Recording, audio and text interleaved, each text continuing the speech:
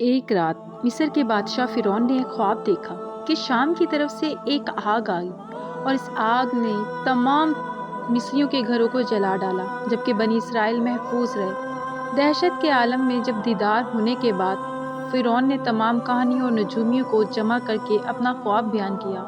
نجومیوں نے اسے بتایا کہ بنی اسرائیل میں ایک بچہ پیدا ہوگا جو فرعون کی بادشاہت کو ختم کرے گا۔ وہ بچہ کون تھا اور اس نے فرعون کی بادشاہت کا خاتمہ کر کے تاریخ کو کیسے بدل ڈالا؟ اس ویڈیو میں ہم فرعون کے اس خواب اور اس پر اسرار کے بچے کے متعلق جاننے میں فرعون خدائی کا دعویٰ دیدار اور بڑا ظالم مجابر بادشاہ تھا۔ اس نے بنی اسرائیل کو اپنا غلام بنا رکھا تھا، حالانکہ وہ حضرت یوسف علیہ السلام کے زمانے سے وہاں رہا کرتے تھے۔ حضرت یوسف علیہ السلام نے والد حضرت یعقوب اور اپنے بھائیوں کے لیے زمین کا ایک حصہ اس وقت کے فرعون بادشاہ ریان بن ولید سے حاصل کیا تھا۔ حضرت یعقوب کی یہی نسل بنی اسرائیل کہلائی جو مصر میں خوب پھیلی۔ یہ لوگ حضرت یعقوب کے دین کے پیروکار تھے، لہٰذا اس وقت اللہ کے نزدیک یہ سب سے بہترین جماعت تھی۔ انہوں نے فرعون کو سجدہ کرنے اور اسے اپنا رب ماننے سے انکار کر دیا تھا۔ اسی وجہ سے بادشاہ اور اس کے حواری ان پر ظلم و ستم کے پہاڑ ڈھاتے اور ان سے گھٹیا کام کرواتے تھے۔ فرعون نے جب اپنا خواب کہانیوں اور نجومیوں کو بتایا تو انہوں نے اس کی تعبیر یہ بتائی کہ بنی اسرائیل میں ایک بچہ پیدا ہوگا اور اس کے ہاتھوں اہل مصر کی ہلاکت ہوگی۔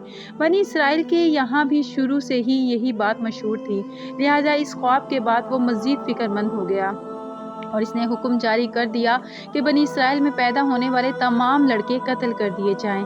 اس حکم کے مطابق فرعون کے حواری اور اس کی سپاہیوں نے ہر ممکن قدم اٹھایا تاکہ کوئی بھی نامولود لڑکا زندہ نہ بچ پائے، لیکن اللہ کے فیصلے اٹل ہوتے ہیں۔ دیکھتے ہی دیکھتے بنی اسرائیل کے ہزاروں نامولود بچے ذبح کر دیے گئے۔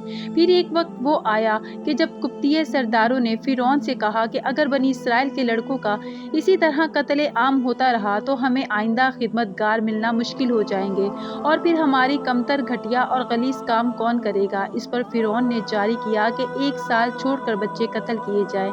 ان دنوں حضرت موسیٰ کی والدہ اپنے حمل کی ابتدائی دنوں میں تھی۔ اللہ نے ان کی حفاظت کا سامان اس طرح فرمایا کہ ان کی والدہ پر معمول کے مطابق حمل کے آثار ظاہر نہیں ہوئے، جن سے آپ فرعون کی چھوڑی ہوئی دائیوں کی نگاہوں میں نہ آئی۔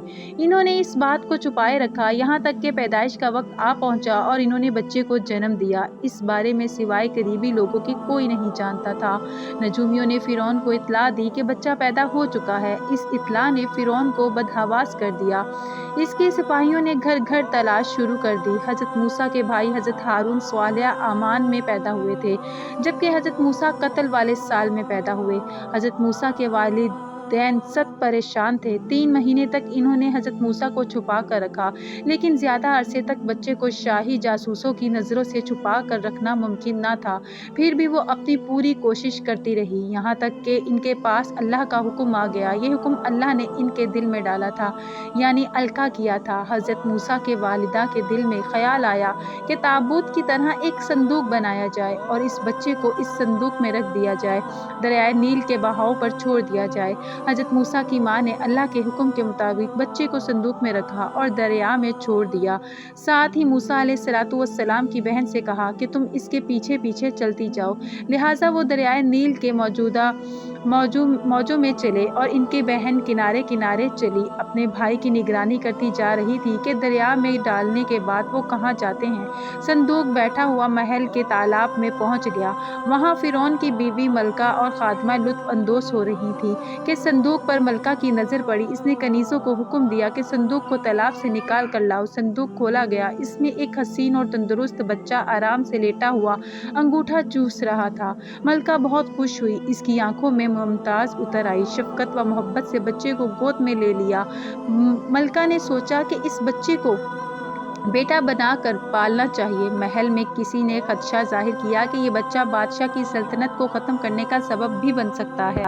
فرعون کے دل میں بھی یہ خیال آیا کہ کہیں یہ بچہ بنی اسرائیل کا وہ لڑکا نہ ہو جس کے بارے میں نجومیوں نے پیشن گوئی کی تھی، لیکن فرعون کی بیوی نے کہا یہ بھی تو ہو سکتا ہے کہ یہ بچہ ہماری آنکھوں کی ٹھنڈک بنے یا ہم اس کو اپنا بیٹا بنا لیں۔ اس پر فرعون نے کہا یہ صرف تیری آنکھ کی ٹھنڈک ہے، میری نہیں۔ میں نہیں چاہتا بنی اسرائیل کا کوئی بچہ میری نگرانی میں پلے، لہٰذا یہ صرف تیری ہی آنکھوں کی ٹھنڈک ہے۔ حضرت ابن عباس فرماتے ہیں اگر فرعون یہ بات کہہ دیتا کہ یہ میری بھی آنکھوں کی ٹھنڈک ہے تو اللہ تعالیٰ اسے ہدایت دے دیتا، لیکن اس نے یہ کہا کہ یہ صرف تیری ہی آنکھوں کی ٹھنڈک ہے۔ ملکہ نے اس بچے کا نام موسیٰ رکھا، جس کے معنی ہے وہ شخص جو پانی سے نکالا گیا ہو۔ بچے کو جب محل میں لے جایا گیا تو اس نے دودھ کے لیے رونا شروع کر دیا۔ بچے کے بعد دودھ پلانے والیاں لائی گئیں، لیکن بچے نے کسی عورت کا بھی دودھ نہ پیا۔ جو عورت بھی آپ کے دودھ پلانے کی کوشش کرتی ناکام ہو جاتی۔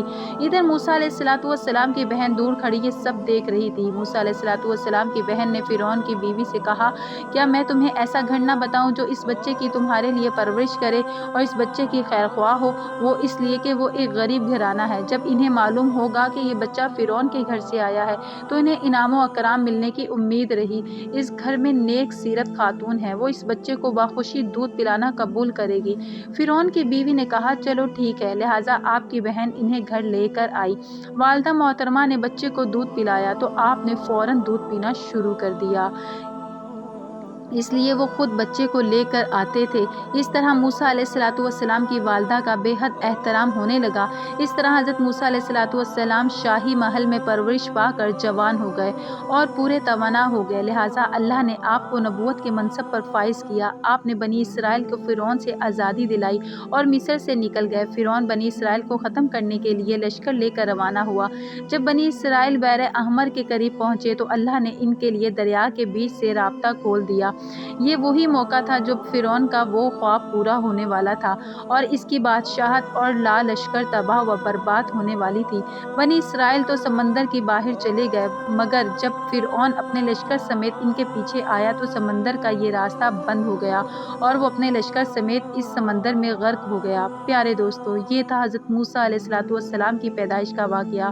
امید کرتی ہوں آپ کو یہ ویڈیو پسند آئی ہوگی۔ اگر پسند آئی ہے تو کمنٹ میں اللہ کے 99 ناموں میں سے ایک نام لازمی ٹائپ کیجیے گا۔ ویڈیو کو لائک، شیئر اور اگر چینل کو سبسکرائب نہیں کیا تو سبسکرائب کرتے ہوئے جائیے گا۔ جزاکم اللہ خیرہ۔ اللہ پاک آپ کا حافظ و ناصر ہو۔